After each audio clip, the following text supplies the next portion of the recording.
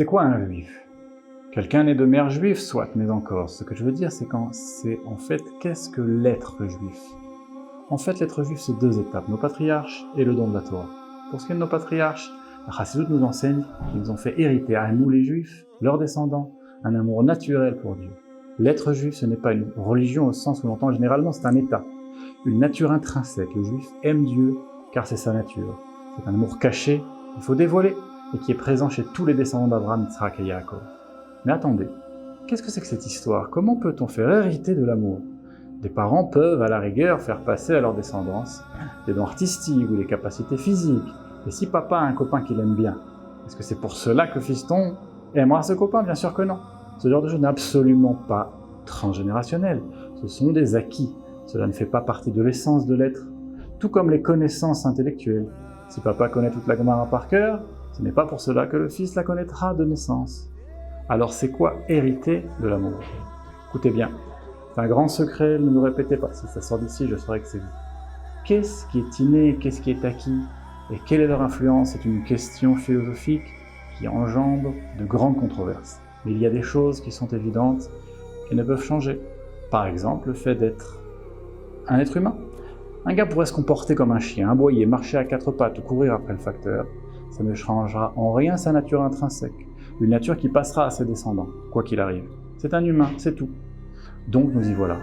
Nos patriarches ont réalisé un fameux tour de force. Un truc qui paraît impensable. Ils ont changé leur nature intrinsèque. Vous entendez ça?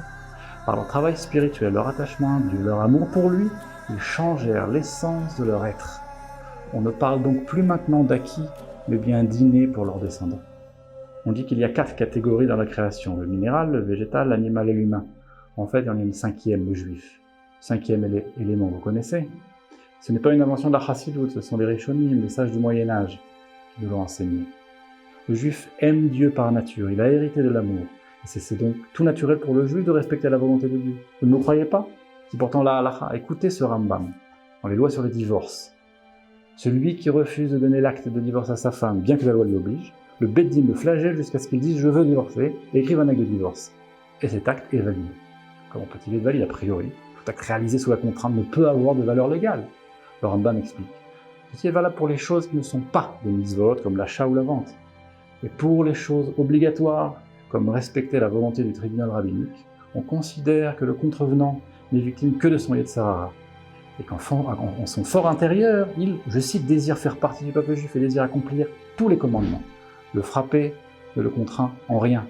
Il ne fait qu'affaiblir son Yetzer Hara et le ramener à son état naturel. Alors vous voyez bien, le juif investi de la mission de faire résider la présence divine dans ce monde matériel a hérité de ses pères des forces formidables. C'est naturel pour lui de servir Dieu, de l'aimer. Il faut juste le lui rappeler, gentiment bien sûr, sans le frapper. Il n'y a que le Sanhedrin qui a le droit, attention.